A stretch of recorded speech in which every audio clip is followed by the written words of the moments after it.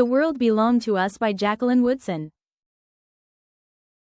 In Brooklyn, in the summer, not so long ago, grown-ups always had someplace to be or some kind of work to do, but the minute school ended, as kids were free as air. Free as sun, free as summer. And even before school ended, the street got so hot that someone always found a wrench to turn the hydrant on. And someone else found a soup can to scrape against the curb till the top and bottom were gone, and it wasn't a soup can anymore. It was a super shooter. And our mamas opened the windows and hollered, "Don't get your school clothes wet." But we had to run through the water, book bags and all. Because our teacher's final words had been, "Have a good summer."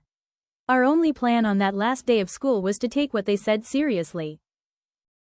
In Brooklyn, in the summer, not so long ago, my mom would straighten my hair for school with a hot comb, then twist it into spiraling curls that she said should last a while. But they only lasted until I ran headfirst into the hydrant, and quick as that, my hair sprung back from straightened curls to natural coils because it was finally summer and hair too had a right to be free. From the end of breakfast till the beginning of dinner every single day all summer long, we played in the street, shooting bottle caps we filled with tar across chalk-drawn scully boards.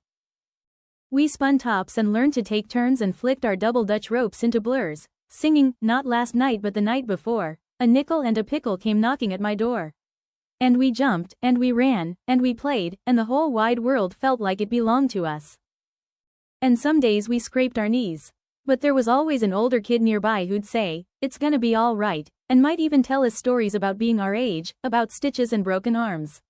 And if someone said boys don't cry, some big boy always said, "Oh yeah," and had a story about the time he cried until our eyes grew wide. Our hurt knees forgotten. There was always some new kind of fun. We built forts out of enormous boxes, then admired what we made together. We said, "You sure can draw. And you sure can build. And you sure can jump. And you sure can sing." And we meant it. In Brooklyn, in the summer, not so long ago, it was easy to believe that anything was possible. When a guy from our block was good enough to play for the Mets and a girl from our block sang on a big stage in Manhattan and a woman someone's cousin knew wrote a whole book about Brooklyn. And someone always had a ball and a stick to hit with or a stoop to throw it against.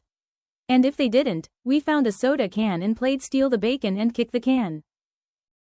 In Brooklyn, in the summer, not so long ago, we learned to watch and listen playing tag, ringalivio, and hide and seek inside hallways and behind thin-limbed trees and garbage cans.